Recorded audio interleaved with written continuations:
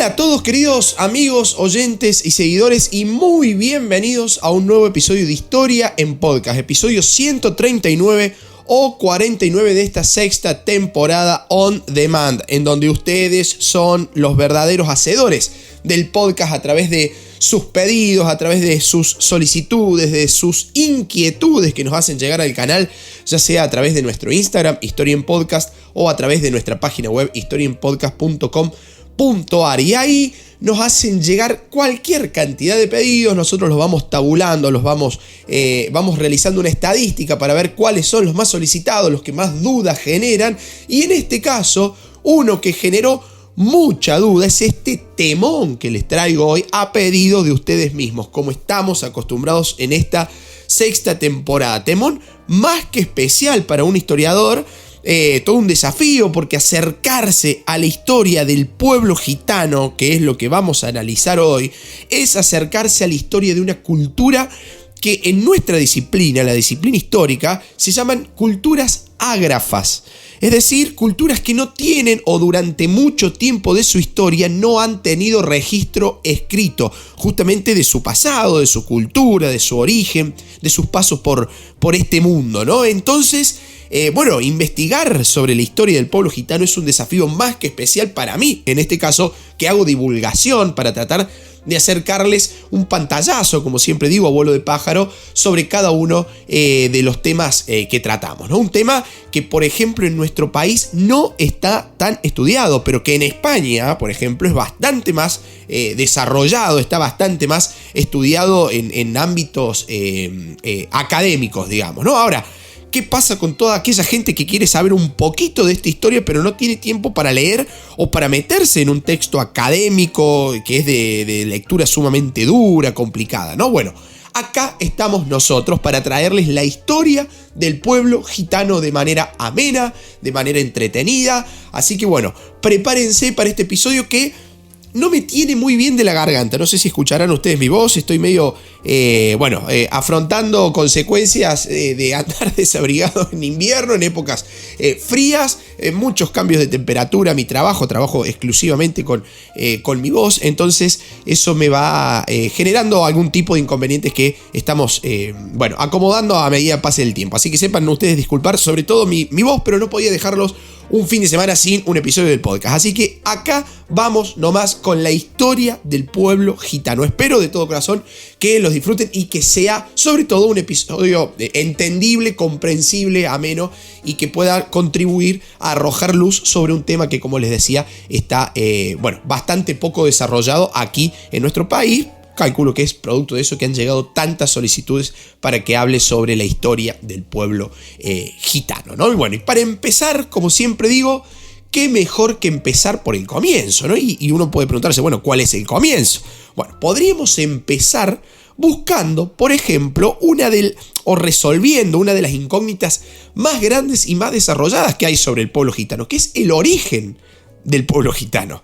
Sí, un pueblo que, como dije al comienzo del episodio, fue durante gran parte de su historia un pueblo ágrafo, es decir, que no dejó registros escritos de su historia, de su pasado, de su cultura, ¿no? Un pueblo que recién en las últimas décadas, ¿sí? En los últimos tiempos, ha comenzado a escribir, y por parte de ellos mismos, digamos, ¿no? Ellos mismos han empezado a escribir su propia historia, sobre todo en España, como les decía, desde diversos organismos, tanto públicos como privados, ¿no? Entonces, al hablar de un pueblo que fue tradicionalmente ágrafo, sin registros escritos, es muy difícil establecer su origen. Pero existe cierto consenso entre la comunidad académica en que los gitanos podrían, siempre potencialmente hablando, podrían provenir desde la India, punto de partida desde el cual van a salir en diversas oleadas migratorias, justamente este pueblo gitano hace miles de años. Si somos un poquito más puntuales, digamos, en este relato, podemos decir que su origen geográfico suele situarse en dos regiones que fueron la puerta de entrada a la antigua India, que son Sindh y Punjab. Regiones que actualmente, casi de manera mayoritaria, forman parte de Pakistán, por ejemplo, siendo atravesadas por el río Indo. Ahora, puede surgir una pregunta acá. Si los tipos son originarios de la India, ¿por qué ese pueblo gitano salió, en base a lo que les dije recién, en diversas oleadas migratorias del que supuestamente era su punto de origen, ¿no? Bueno, y acá ya las respuestas pueden empezar a ser un poquito más certeras, pero a la vez pluricausales, es decir, no con una sola razón, sino con varias causas. Quizás la primera gran oleada inmigratoria gitana procedente de la India la podemos encontrar entre los siglos 5 y 6 después de Cristo, cuando la antigua India fue invadida por los hunos, ¿sí? Después, años más adelante, ya durante el siglo XI, los árabes van a invadir la región de Sind, de donde dijimos que podían llegar a ser originarios los gitanos. Entonces, antes de verse reducidos a la servidumbre o a la esclavitud con respecto a los invasores árabes, los gitanos decidieron migrar. Algo similar va a pasar durante el siglo XIII, por ejemplo, cuando llegaron a esta región de la India dos oleadas invasoras. ¿Sí? Recordemos que tanto la región de Sind como la de Punjab eran la puerta de entrada para los invasores a la antigua India. Entonces los gitanos siempre estaban ahí, como metidos al medio, ¿no? Y bueno, y ahí esas dos oleadas invasoras, una va a ser la de los turcos selyúcidas y posteriormente la expansión mongola, digamos, ¿no? Primero con Genghis Khan a la cabeza y ahí, bueno, a comienzos del siglo XIII más o menos, y luego también sus sucesores, ¿no? Aunque se cree que la más numerosa de las migraciones gitanas puede tener su origen entre los siglos XIV y XV bajo el régimen turco-mongol de Tamerlán Khan entre los años 1336 y el 1405.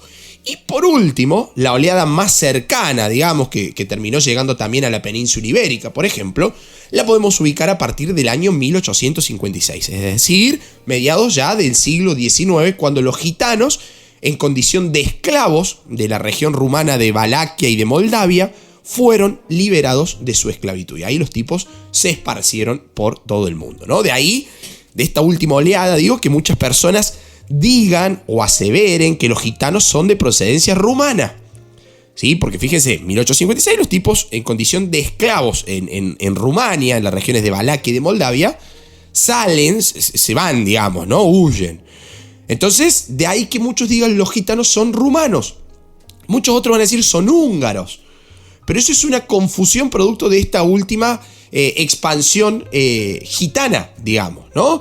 Lo cual guarda cierto error en el argumento. Bueno, ya que esos gitanos esclavos rumanos habían llegado a esa parte del mundo en una de las oleadas migratorias anteriores, provenientes, como hemos dicho, del subcontinente indio, ¿no? Ahora, ¿cómo es posible determinar su origen, su punto de partida, si hemos dicho y hemos asegurado que ha sido durante muchísimo tiempo el pueblo gitano un pueblo ágrafo? Bueno, ahí es donde entran en juego otras disciplinas sociales que ayudan a la historia a establecer sus propias hipótesis y a comprobarlas también, ¿no? Por ejemplo, con el tema del origen del pueblo gitano, con su procedencia, han sido los lingüistas quienes ayudaron a los historiadores.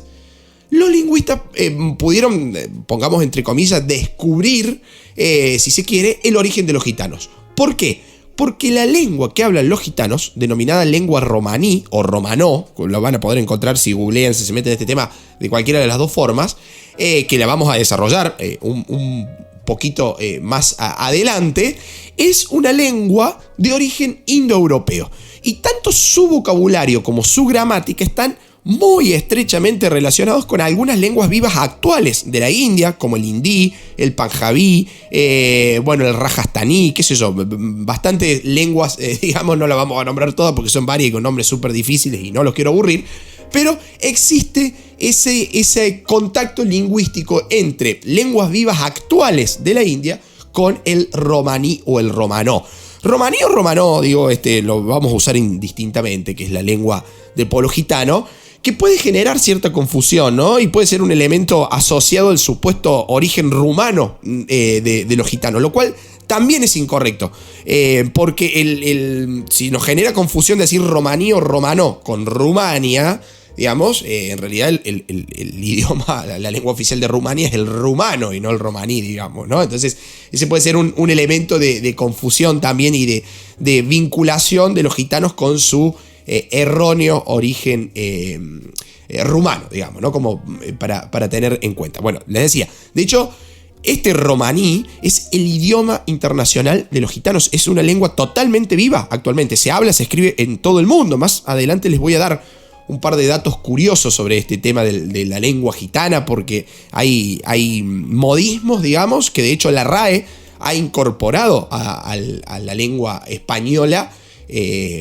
cuestiones que tienen que ver, palabras que tienen que ver con el romaní, con la lengua gitana. Pero eso, un datito de color que vamos a tirar un poquito más adelante. Ahora, cuando hablamos de gitanos, ¿de qué estamos hablando en realidad? Digo, ¿cuál es la denominación de este pueblo? Porque si yo les digo gitanos, muy probablemente todos ustedes entiendan lo que es, digamos, a qué estamos haciendo referencia. Pero tengo gente que me escribe, que me escucha de Italia, no sé, para aprender el idioma, entonces escucha un podcast de historia, o ingleses que escuchan el podcast para aprender el idioma español y no sé cuántas cosas. Y digo, ¿qué será el gitano, digamos, no? Porque no se entiende en todo el mundo igual. ¿Cuál es su denominación? Y acá también estamos en arenas pantanosas, porque su denominación es muy variada. Y aparece acá también otro elemento de confusión con su supuesto origen rumano, que es uno de sus nombres. Uno de los nombres que recibe el pueblo gitano es el pueblo Rom, que en lengua gitana significa el pueblo de los hombres libres. Nombre del cual proviene otro de los nombres que recibe este pueblo, que es el de los romaníes, que es diferente al de los rumanos, por ejemplo, ¿no? Pero también a los gitanos se lo puede conocer con el nombre de cíngaros, por ejemplo. De hecho, en italiano la palabra cíngaro con Z hace referencia a los gitanos. No existe la palabra gitano en idioma, italiano, ¿no? Y acá hay un dato muy interesante, porque de hecho la palabra gitano es exclusiva del idioma español. Esto es un dato de color interesantísimo, porque la palabra gitano proviene de egiptano. Porque resulta que en el siglo XV en España se creía que los gitanos, estos tipos, venían de Egipto. Entonces, en vez de decir egipcio, los tipos decían egiptano. Y se deformó un poquito ese egiptano hasta llegar a gitano. De hecho, es una palabra que existe solamente en idioma español, digamos, ¿no? Pero la definición clave es la de pueblo rom. Este significado, digamos, esta palabra que significa en realidad pueblo de los hombres libres. Esa es la denominación que mayor relevancia tiene desde lo histórico, porque lo podemos definir como un pueblo viajero, ¿no? Un pueblo que muchas veces se lo define como nómade, ¿no? Uno cuando da nomadismo y sedentarismo en la secundaria para niños de 10, 11, 12 años, uno de los ejemplos que pone de actual nomadismo es el del pueblo gitano, ¿no? Un pueblo trajinante, si se quiere. Y hay algo de verdad en ese aspecto, porque desde su salida de la India hasta la actualidad, este pueblo gitano, que se ha dispersado por todo el mundo, continúa todavía en viaje. Gran parte de los gitanos se definen como un pueblo viajero. Y si bien una parte importante también de ellos tienen un lugar fijo de residencia, son sedentarios, tienen un domicilio fijado, de alguna manera en un sentido más metafórico, si se me permite, siguen siendo viajeros. Viajeros en el sentido literal para una gran parte de este pueblo y simbólico a la vez, entendiendo el viaje como un modo de entender la vida, como una marca de identidad, ¿no? Un viajero que no tiene ataduras, que puede desplazarse siempre que quiera, siempre que lo necesite, siempre que le sea útil. Algunos gitanos dicen ser viajeros incluso cuando no haya ningún viaje por delante. Estando parados los tipos, ellos están viajando, ¿no? Y acá surge una pregunta que es central en nuestro recorrido. ¿Qué es ser gitano? ¿Cómo se siente ser gitano? Y las respuestas son tan variadas que a veces un poco medio que marean. Pruébenlo ustedes mismos de buscar una definición de la palabra gitano en internet, por ejemplo. Es muy difícil. ¿Y saben por qué? Porque estamos hablando de una cultura. Es como si yo dijera, ¿qué es ser argentino? O ser uruguayo, ser español o ser mexicano. Si nos referimos simplemente a los límites de un estado-nación, digamos, se puede buscar una respuesta fácil. Pero si nos adentramos en lo cultural, digo, el lío se hace como un poquito más grande. Nosotros, nomás aquí en el Río de la Plata, tenemos un acervo cultural compartido entre uruguayos y argentinos. Nos peleamos por quién es el creador del mate, del tango, quién vio nacer a Gardel, no sé, quién creó el dulce de leche. Bueno, por suerte no nos peleamos por Messi, por ejemplo, digamos, ¿no? Pero, entonces digo, definir qué es ser gitano es difícil, porque hablamos primero de una cultura milenaria, que por muchísimos años no tuvo registro escrito, y que encima es sumamente heterogénea. Una cultura en donde el dinamismo, la heterogeneidad, digamos, es una de las reglas, no solamente de esta cultura, digo, de todas las culturas, digamos, ¿no? Y la gitana, obviamente, no va a ser la excepción. Antonio Carmona Fernández dijo alguna vez, ser gitano no es ser pedigüeño, ni ser pobre, ni saber leer la Buenaventura. Fíjense qué definición, digamos, ¿no? Porque es un poco el acervo cultural que todos los no gitanos tenemos acerca de los gitanos. Tipos que piden, que te leen la fortuna en la palma de la mano y te tiran las cartas y qué sé yo. Que bueno, no es ser eso, dice Antonio Carmona Fernández. Los valores culturales de los gitanos están muy bien fijados en todas las comunidades. Por ejemplo, número 1, respeto a la familia. A la extensa familia, deberíamos decir, en la que cada persona tiene un lugar asignado, un rol específico, el cual no solo hay que conocer, sino que también hay que cumplir. Segundo, se respeta siempre a los gitanos mayores. El respeto a la ancianidad, digamos, ¿no? A ancianidad como sinónimo de sabiduría, de camino recorrido en este mundo de viajeros, digamos, ¿no? Un anciano es una persona que ha viajado mucho, sea simbólico, sea literalmente. Tercero, tienen una concepción diferente del trabajo. Los gitanos dicen, nosotros trabajamos para vivir, no vivimos para trabajar, como es o al menos la cultura occidental, digamos, ¿no? Como lo tenemos fijado. Cuarto, hay un fuerte y un marcado respeto a los difuntos, a los antepasados, como tipos que han marcado el camino, digamos, ¿no? Que han marcado el rumbo de esa comunidad gitana. Y por último, un fuerte sentido de solidaridad con cada miembro del grupo, del clan, de la familia, ¿no? Y desconocer estos principios, estos preceptos de la cultura gitana, hace que muchas veces se caiga en cierta segregación, ¿no? Como mirándolos de reojo, no entendemos cómo son, entonces marginados, digamos, ¿no? De hecho, los gitanos tienen su propia ley, por ejemplo, la conocida como ley gitana, un sistema legal, un sistema judicial utilizado para resolver controversias entre los propios gitanos. Ahí adentro va a primar el sentido de los gitanos mayores, ¿no? Los varones más viejos del grupo. Y en este punto tocamos un tema central de la cultura gitana, que es el poder de la familia y particularmente dentro de la familia de los hombres de esa familia. Resulta que el poder de una familia indudablemente dentro del mundo gitano lo otorga el número de varones con los cuales cuenta esa familia. Eso es parte de la tradición histórica. Cuanto más hombres tuviera una familia, mejor iba a poder ser defendida, porque ese era el rol del hombre gitano milenariamente hablando, ¿no? Y dentro de esa familia, el gitano con mayor poder es el denominado hombre de respeto, que no es lo mismo que ser un hombre fuerte. Los gitanos dicen, se puede ser un hombre fuerte, pero no cualquiera es un hombre de respeto. El hombre de respeto tiene que cumplir ciertos atributos, ciertos criterios, tiene que tener, antes que nada, una reputación intachable en el cumplimiento de las normas gitanas. No puede tener una mancha en su legajo, digamos, ¿no? Y aparte tiene que ser mayor de cierta edad, en este caso 50 años. Ahí recién hablamos de un gitano de respeto, de un gitano con prestigio. Ahora, volviendo un poquito a su aspecto cultural, uno de los puntos más importantes, ¿sí?, es su idioma, el romaní o romanó, ya lo hemos dicho hace un ratito, y les prometí que tenía un par de datitos curiosos al respecto. Y lo prometido es deuda, ¿no?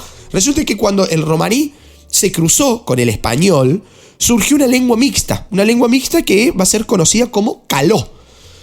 Esto es un hecho casi, debería decir, específico, ¿no? Específico de la península ibérica, particularmente de España, ¿no? Si bien el caló es una lengua que está casi en extinción, resulta que su legado a la lengua española es muy interesante. De hecho, le decía recién que la RAE categorizó, o sea, la Real Academia Española, categorizó algunas palabras como gitanismos. Palabras que sin ser español, uno seguramente alguna vez ha escuchado. Palabras como chaval, por ejemplo. Chaval, por más, yo soy argentino y no uso la palabra chaval, pero sé qué significa. Y eso es un gitanismo que viene del caló, de esta mezcla entre el romaní y el español. Y en caló, chaval significa justamente niño, un muchacho, un joven, ¿sí? O la palabra currar, por ejemplo. Currar, que en caló significa trabajo. Currar acá en Argentina lo usamos muchísimo, digamos, ¿no? Para referirnos, a un trabajito extra, medio pelo, ¿no? Un currito, le decimos acá, ¿no? Alguien está currando cuando está haciendo dinero con un trabajo por vías laterales, vamos a decir así, ¿no? Es muy, muy importante ese legado de esos gitanismos. Hay más palabras. A ver, tenemos molar, por ejemplo. Molar, que significa gustar o no sé, para referirse a algo que está buenísimo, estupendo, qué sé yo, muchas palabras, no las vamos a nombrar todas, pero estas son como muy conocidas, ¿no? Currar, chaval, molar, esto mola mucho, digamos, ¿no? Esto me gusta mucho. Bueno, eso es un gitanismo. Y siguiendo lo cultural, no podemos pasar por encima el rasgo más importante, muy a mi criterio esto, ¿no?, de la cultura gitana, que es el flamenco. Una música más que particular, que ha calado hondo en España y de ahí va a pasar a América, ¿no? Con delicias rítmicas, con delicias en lo armónico, tan particulares, ¿no? El uso de la guitarra, por ejemplo, la guitarra flamenca, que viene del gitano, de la cultura gitana. Imposible no decirlo y que se me venga a la mente, por ejemplo, Diego El Cigala, uno de mis artistas favoritos, digamos, ¿no? Bueno, eso ahí está en contacto esa cultura gitana con lo hispánico, si querés, que después, posteriormente, de manera casi obvia, va a llegar a América a través del dominio colonial español en América. Esto está casi que de más está decirlo, digamos, ¿no? Pero bueno, son las formas que ha tenido de extenderse la cultura gitana por el mundo. Ahora, ¿por qué hablamos tanto y vinculamos tanto el mundo gitano con España? Bueno, la respuesta es simple, porque ahí va a ser el punto clave, o sea, España va a ser el punto clave del establecimiento de los pueblos gitanos, y desde ahí se van a expandir al resto del mundo, siendo el primer paso, digamos, las colonias españolas en América. Porque, y atención a esto, porque es un dato interesantísimo, hay documentos, por ejemplo, que certifican que hubo 4 gitanos que acompañaron nada más y nada menos que a Cristóbal Colón en su tercer viaje al continente americano. Esto es increíble. O sea, 4 gitanos que llegaron con el mismo Colón a América. ¿Y saben cómo se llamaban? Atención, porque el documento original, que data de 1497, acá tuve que hacer un trabajo muy fino, se encuentra en el Archivo de Indias, certifica que Antón de Egipto, Macías de Egipto, Catalina de Egipto y María de Egipto partieron en una carabela desde el puerto de Sanlúcar de Barrameda el 6 de febrero del año 1498. ¿Notaron algo en sus nombres? Seguramente que sí, me juego a la cabeza que sí. Los 4 figuran con el nombre, digamos así, encomillado, de Egipto. Es decir, egiptanos, según el idioma de la época, ¿no? Egiptanos, traducido entonces como gitanos, palabra que hemos dicho es propia del idioma castellano. Por eso es que España se convertirá en un punto más que importante de la historia del pueblo gitano. No será el único, claro, pero sí, a mi criterio, el más importante. Y además, sobre el que más datos encontramos, porque ahí sí está desarrollado en España, digo, en la península en general, pero en España en particular, está desarrollado el estudio académico del pueblo gitano. ¿Sí? Ahora, ¿desde cuándo tenemos noticias de los gitanos en Europa Occidental? Bueno, desde el año 1100 ya encontramos datos en Grecia, por ejemplo, sobre la presencia de atzínganos, ¿sí? Atzínganos, cerca del monte Athos. Y de esa definición de atzínganos proviene, por ejemplo, la palabra zíngaros, ¿sí? De la cual ya hemos hablado, que por ejemplo en italiano se dice zíngaros con Z. Acá estamos hablando de atzínganos. Y después se va a ir, bueno, cambiando, modificando a medida avance el tiempo, ¿no? 200 años más tarde, dijimos, 1100 en Grecia, 200 años más tarde, es decir, para el 1300 aproximadamente, dos frailes de la isla de Creta van a describir a un grupo nómade que se encontraba en la región. Y acá viene otro dato interesante, que es que en Grecia y en Asia Menor existen muchas colonias que se llamaban Pequeño Egipto, debido al verdor, a su fertilidad. De ahí que cuando se describe a estos grupos nómades que van y vienen por esa región, se los llame egiptanos. Y de ahí nace la confusión, una de tantas, de que los gitanos provenían de Egipto. ¿Sí? En realidad estaban en Grecia y en Asia Menor, ¿sí? En donde había colonias que se les llamaba Pequeño Egipto.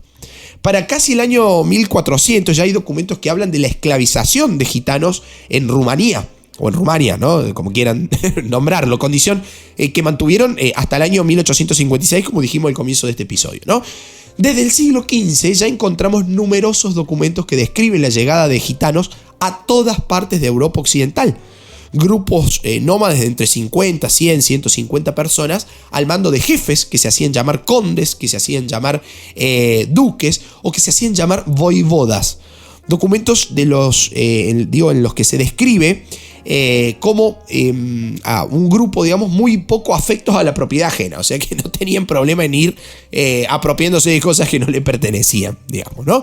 Y en todo ese derrotero de tiempo, hacia el siglo XV, los gitanos llegan a la península ibérica, en donde aparentemente fueron bien recibidos, ¿sí? Etapa en la que muchos historiadores llaman como la etapa de acogida, etapa en donde son recibidos en España, en la península ibérica en general, pero en España en particular. Los tipos, los gitanos van a entrar a España como peregrinos que buscaban llegar, según ellos mismos, a lugares santos.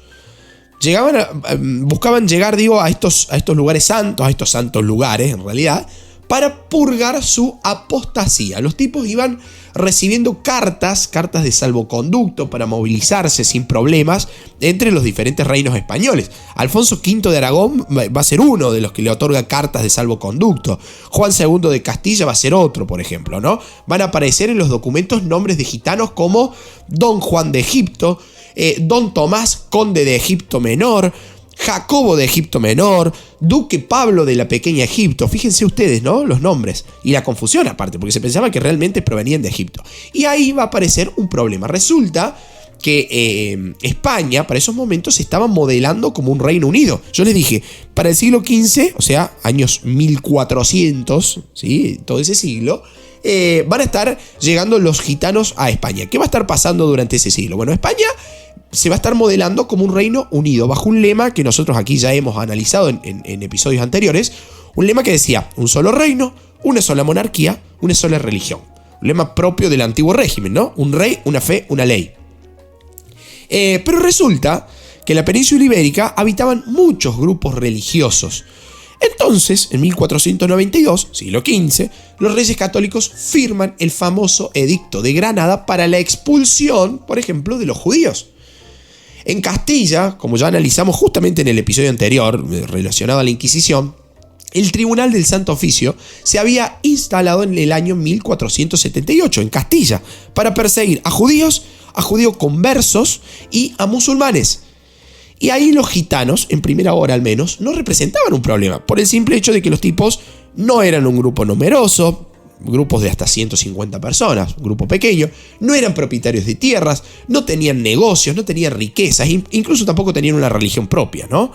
Pero hubo, luego, con el transcurrir de los años, un aspecto que preocupó a los sucesivos monarcas españoles y que llevó a la larga persecución de los gitanos, que era su condición de viajeros. Eso que hemos descrito como la principal característica del pueblo rom o del pueblo gitano se convertía ahora en un punto en contra. Su condición de continuos viajeros los hacía poco controlables, ¿sí? La sociedad sedentaria no entendía, ni entiende al día de hoy, ese modo de vida. Y aunque ellos se decían cristianos en condición de peregrinaje hacia santos lugares, la Iglesia Católica no va a tardar, Iglesia Católica aparte muy vinculada a la monarquía española, no va a tardar en considerarlos como pueblos no cristianos. Entonces los reyes católicos van a dictar en lo que se conoce como la primera ley o la primera pragmática contra los gitanos en marzo del año 1499. Primera pragmática que tenía como objetivo asimilarlos o exterminarlos. Así de fuerte como escuchan, ¿no? Asimilarlos significaba obligarlos a vivir en un lugar fijo, dejar su viaje continuo y con un oficio casi obligado, que era el de labrador al servicio de un señor feudal. Y si no lograban esa asimilación, directamente buscaban exterminarlos. La cuestión es que con esa primera pragmática de los reyes católicos comenzó la llamada etapa de persecución, con una legislación claramente antigitana, ¿no? ¿Qué buscaban? Bueno, justamente la asimilación o el exterminio. Y si bien siempre la condición de asimilación fue la que se imponía, pasados los años la cosa se puso bastante fea, porque en 1749, por ejemplo, se va a desarrollar el primer intento por exterminarlos en España, intento conocido en la historia como la Gran Redada o la Prisión General de 1749. Así, desde la primera pragmática de los reyes católicos hasta la última pragmática dictada por el rey Carlos III, se dictaron en total 28 pragmáticas en contra de los gitanos.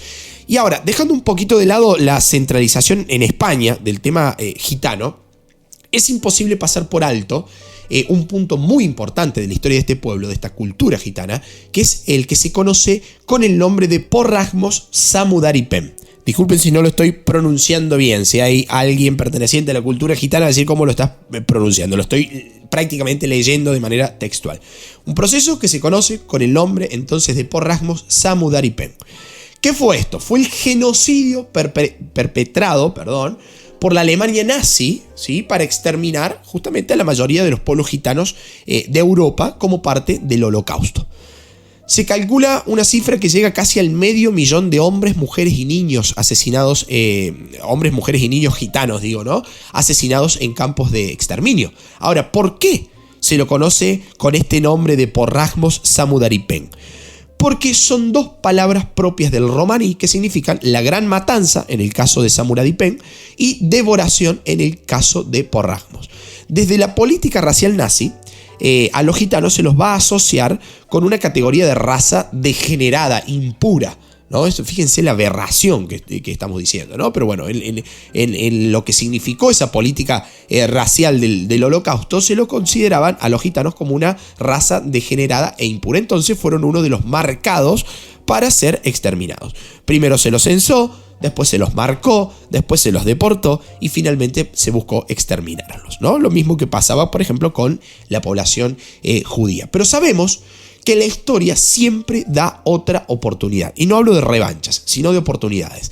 El pueblo gitano pudo saltear el obstáculo, ya sea el del Holocausto y tantísimos otros basados siempre en políticas raciales en todo el mundo. Y aún hoy sigue enfrentando prejuicios. Es por eso que esta comunidad busca legitimar su cultura. Y en este sentido, por ejemplo, el 8 de abril del año 1971 se formó el primer Congreso Romaní Gitano en Londres, 8 de abril de 1971, congreso en el cual se institucionalizaron tanto la bandera como el himno gitano. La bandera la pueden googlear si se quieren, muy interesante, ¿no? Compuesta por dos colores, dos franjas, dos colores horizontales, digamos, ubicados de manera horizontal, verde y azul, que representan el campo y el cielo, respectivamente. Y en el centro de esa bandera se encuentra una rueda de carruaje, de carro, de color rojo, que simboliza justamente la condición de libertad y de viajero que este pueblo gitano tiene desde sus orígenes en la India hasta la actualidad. El himno gitano se llama Helem Helem, recuerda justamente a las víctimas del nazismo del pueblo gitano, ¿no? Y producto de ese congreso, ¿sí?, de la fecha en la que se dio, se celebra actualmente el Día Internacional del Pueblo Gitano cada 8 de abril para reivindicar esta cultura gitana que hemos analizado aquí en este episodio de Historia en Podcast. Un episodio que busca, además de arrojar luz sobre un tema poco conocido, ¿sí?, tratar de arrojar también entendimiento, empatía hacia esos grupos que muchas veces nos son tan diferentes a nuestra cultura occidental, sedentaria y con tantas cosas muy arraigadas, digamos, ¿no? Por ahí lleva a mirar de reojos a una cultura que no entendemos. La concepción de la otredad, ¿no? Del otro, tan diferente a mí. Habría que preguntarse quién es el otro, ¿no? Los gitanos serán los otros para nosotros y nosotros seremos los otros para los gitanos. Así que, queridos amigos, espero con este episodio haber arrojado un poquito de luz, espero que les haya gustado, espero que se haya entendido esta cultura gitana, su origen, su lengua, su cultura, su trajinar por el mundo, ¿no? Si así ha sido, si así les ha parecido, si han aprendido algo nuevo o han reforzado algún conocimiento que ya tenían, me lo pueden hacer saber comentando este episodio. Si lo escuchan en Spotify, por ejemplo, pueden comentar qué les pareció. Así, bueno, el algoritmo también empieza a recomendar a más oyentes de podcast, este podcast de divulgación que es Historia en Podcast, a través de nuestro Instagram, Historia en Podcast, a través de nuestra página, por la cual no solo pueden hacernos llegar sus pedidos, sus temas, sino también pueden comprar nuestros libros, pueden hacer donativos al canal, que para nosotros son muy importantes, ya sea a través de cafecito.app, que es una plataforma muy fácil de usar desde Argentina, o a través de PayPal si me escuchan desde cualquier otro lugar del mundo. Una noticia increíble, más de 100 países ya escuchan Historia en Podcast, 106 para ser exactos. Lo estoy subiendo a mis redes sociales porque la verdad no lo puedo creer, digamos, ¿no? Es una locura que medio mundo, en la mitad del mundo ya se esté escuchando Historia en Podcast. Un proyecto de divulgación totalmente gratuito y al alcance de todos. Queridos amigos, hasta aquí el episodio de hoy. Será hasta un próximo encuentro en donde la historia sea la encargada de volvernos a encontrar. Chao, muchas gracias.